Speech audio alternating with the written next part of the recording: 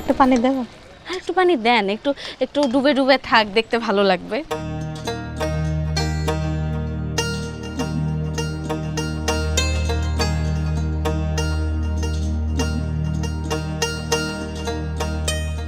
চাচি রান্না কি হয়ে গেছে? রান্না হয়ে গেছে। দেখি একটু তুলে। রান্না হয়ে গেছে, এবার ভাত দিয়ে খেতে হবে। ভাত দিয়ে খাতি হবে? হ্যাঁ। ভাত কোথায় পাবো? ভাত আমার কি ভাতের অভাব আছে? তাহলে আমি এটা দেখছি, আপনি আমার জন্য একটু ভাত নিয়ে আসেন।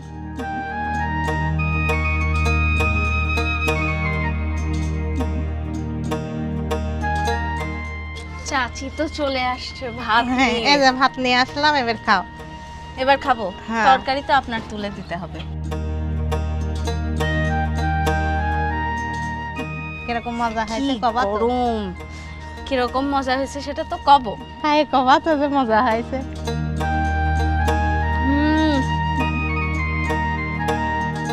এই আলু তো অসম্ভব মজা, এবং অন্য কোনো আলুর মতো না। না, এটা দেশি আলুর মতন না। খুবই মজা হয়েছে চাচি, অনেক মজা হয়েছে।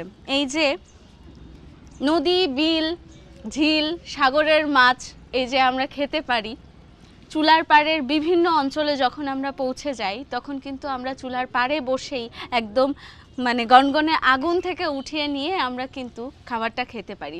এর যেই তৃপ্তি সেটা পেতে হলে আপনাদের কিন্তু গ্রামের সন্ধানে বেরোতে হবে, বা বাড়ির ছাদেও কিন্তু আপনারা একটা মাটির চুলা রাখতে পারেন, সেখান থেকেও কিন্তু এই মাটির স্বাদ, মাটির ঘ্রাণটা আপনারা পেতে পারেন।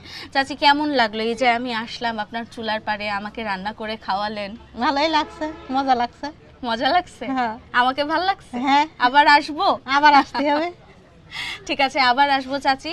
আপনারও সময় নিলাম এবং আপনার রান্না খেলাম, আমারও অনেক ভালো লাগছে আপনার সঙ্গে কথা বলে। আপনি অনেক ভালো থাকবেন চাচি।